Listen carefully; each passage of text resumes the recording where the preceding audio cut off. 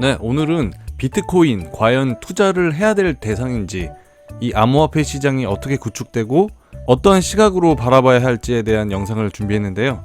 영상을 시작하기 전에 먼저 일론 머스크가 2021년 2월 21일 날 본인의 트위터에 게시했던 한 동영상을 한번 보시겠습니다.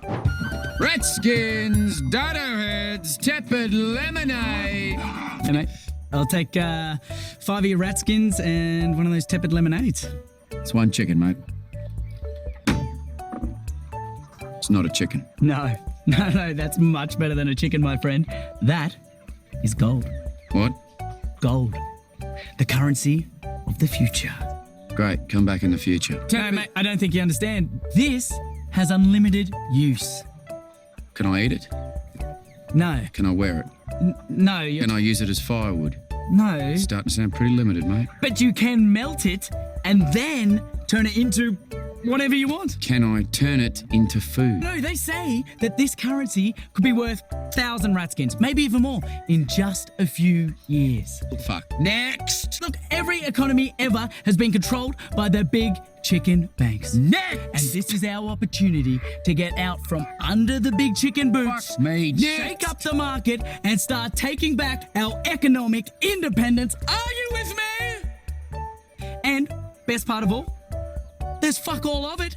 It's a finite resource. Mate, I'll tell you what a finite resource is. My fucking patience, right? Now piss off! 비트코인도 이와 비슷한 과정을 거쳤는데요. 방금 영상을 보신 금 채굴업자가 다시 환생해서 비트코인 채굴 사업을 시작했고 그걸로 피자를 사 먹었다는 그런 이야기로 여기셔도 될 것 같은데요. 2010년 5월 22일 날 비트코인 1만 개를 파파존스의 두 판으로 거래를 했다라는 그런 기록이 있었고요. 물론 피자집에서 비트코인을 받아준 것은 아니고 호주의 컴퓨터 프로그래머 크레이그 스티븐 라이트가 커뮤니티에 글을 올려 피자 시켜줄 사람을 구했고 이를 대가로 비트코인을 전송해준 것이라고 합니다. 그 실제 거래된 사진을 기록으로 남겨가지고 아들과 같이 먹는 모습들을 남겨진 파일이 있고요. 그래서 이분이 그 스티브 라이트고 대형 미디어의 인터뷰에도 출연하셨는데요. 본인이 비트코인을 처음으로 사용할 수 있게 된 것이 영광이다 라고 말했습니다.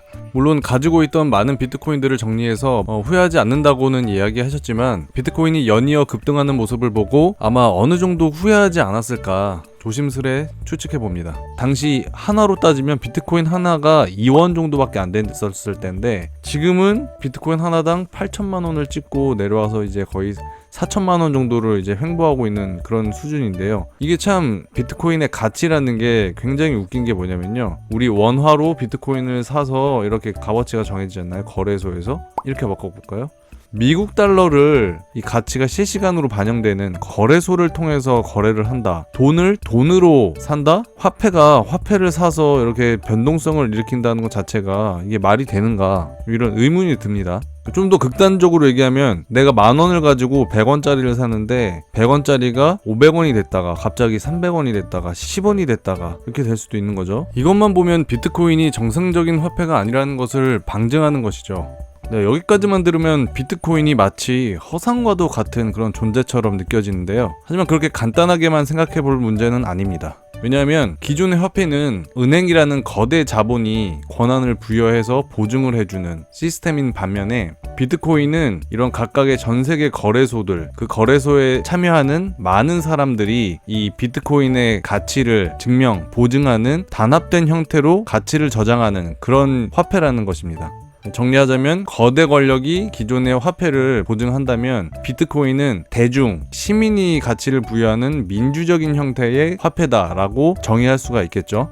기존 화폐의 경우에는 가치를 저장하고 가치를 교환하고 가치를 이동시키는 것까지 암호화폐도 마찬가지인데 가치를 저장하고 그리고 가치를 교환하는 것까지도 가능한데 사실 이거는 반만 맞고 반은 틀리는 그런 기능이라고 볼 수 있겠습니다. 왜냐하면 빵집에서 빵을 결제하려고 보면은 초 단위로 시세가 변동하기 때문에 도박하듯이 이제 이 정도로 이렇게 변동성이 큰 것은 사실 재화와 비트코인 다른 암호화폐를 이제 거래하기에는 굉장히 무리가 있다라는 풍자 영상인데요. 재화와의 교환이 어렵다고 해서 이 암호화폐 시장 전체가 평가절하되어야 할까요? 저는 전혀 아니라고 생각합니다. 그럼 암호화폐 투자를 무조건 하라는 소리냐? 어떤 위험 요소가 있는지 알고 시작하는 것이 좋겠죠? 대표적으로 기존 자본 세력이라는 건데요. 그래서 자본 세력도 층차가 각각 다른데 굉장히 돈이 꽤 많은 개인 투자자가 될 수도 있고 어떤 한 거대한 기업, 각국의 기업들이 여러 기업들이 있을 수 있고 또 그 위에 각국의 정부들이 있을 테고 그보다 더 큰 각국의 정부를 컨트롤하는 세계 정부가 있겠죠. 미국 같은 초거대 국가의 정부뿐만 아니라 오일머니, 유대인, 바티칸 등등 초국가적 집단도 암호화폐 금융에 참여할 것입니다. 이들이 이 암호화폐 금융 시스템을 잠식시키려고 하든 부흥시키려고 하든 그 행위 자체가 이 코인 시장 규모를 키우는 역할을 하는 것이라고 볼 수 있습니다. 왜냐하면 상승과 하락을 반복하는 과정에서 어딘가에 자본이 집중될 것이고 그 자본은 직간접적으로 다시 코인 금융으로 흘러 들어올 것이기 때문이죠.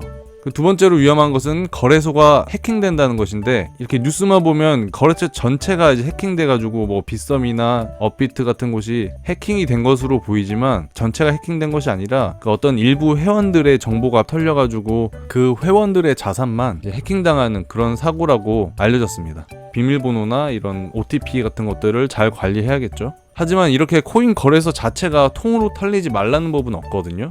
암호화폐를 빼가려고 해킹을 하는 경우도 있겠지만 이 거래소 자체를 폭파시켜 버리려고 접근하는 그런 악성 해커들도 있기 때문에 그런 것들을 잘 고려를 해서 이런 위험성은 있다라는 거를 알고 투자를 하셔야겠습니다. 그리고 또 다른 위험 요소는 얼마 전 세계 3위 코인 거래소인 FTX가 파산이 됐는데 이 코인 거래소가 코인에 투자를 하거든요. 그래서 옵션 장사를 하면서 얘네들도 이렇게 도박하듯이 소비자들의 암호화폐를 이용해서 이렇게 투자를 하고 있는데 그게 실패했을 경우에는 코인 거래소 자체가 파산이 될 수도 있는 거고 이런 위험이 닥치기 전에 많은 사람들이 암호화폐들을 인출해버릴 수가 있는 것이죠. 그래서 이렇게 되면은 거래소가 파산이 된다라는 위험도 있겠습니다. 그런데 이것들보다 가장 위험한 것은 지금 활발히 연구되고 있는 양자 컴퓨터인데요. 슈퍼컴퓨터보다 약 30조 배 빠른 그런 미친 컴퓨터가 개발 중이라는 겁니다. 그래서 유튜브 비트슈아라는 분의 이런 양자 컴퓨터 위험 요소를 정리해보면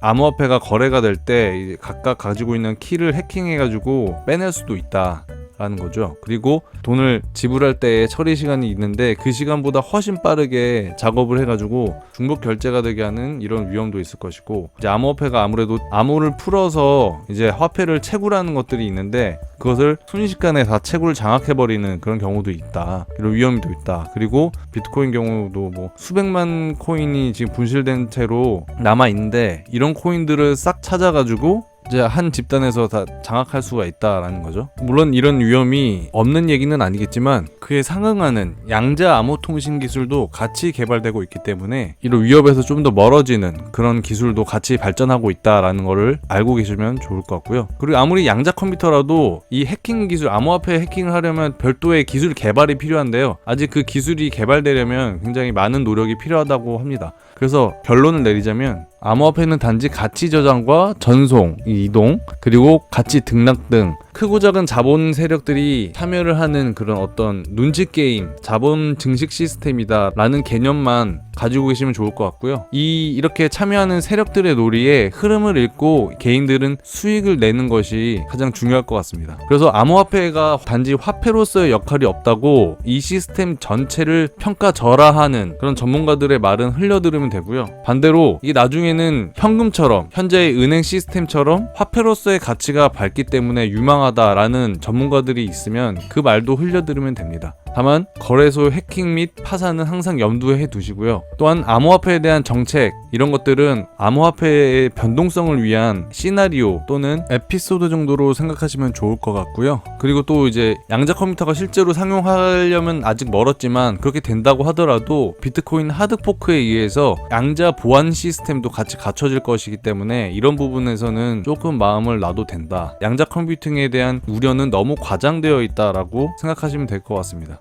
암호화폐에 참여하는 거대 세력은 몸집이 큰 만큼 거대한 변동성을 일으키려 하기 때문에 앞으로 몇 차례 폭락이 더 있은 후에 폭등하지 않을까 저는 이렇게 생각을 하고요. 가장 중요한 거는 저점을 잘 잡아서 부자 되시라는 그 말씀을 드리고 싶습니다. 그리고 추가로 제 개인적으로 천재라고 생각하는 다만 대통령은 되어서는 안 된다고 생각하는 한 인물의 강의 영상을 짧게 보시고 이 영상 마치겠습니다. 그러니까 이런 것이 이 음과 양의 화폐가 공존할 수밖에 없어요. 언제나 아무리 과학이 발달돼도 음의 화폐와 양의 화폐는 공존할 수밖에 없어요. 그래서 이거는 장점이 뭐냐? 비밀 보장. 그리고 나라가 뒤집어져서 해외로 도망가도 아프가니스탄에 있는 사람도 코인을 가진 사람은 일본에 와서도 우리나라 와서도 돈을 찾을 수 있어. 그래 안 그래요? 번호만 있으면 돼. 비밀번호만 있으면 되잖아. 양의 돈은 못 가져와. 아프가니스탄에 돈 가져와 봐요. 예를 들어서 그죠? 뭐 소용이 없어. 그러니까 이럴 때 인간들은 우리가 전쟁이 날 때를 대비해서 이 암호화폐도 좀 가지고 있어야 되겠다. 이게 이번 영상이 도움이 되셨다면 미제남 채널 좋아요, 구독, 댓글 부탁드립니다.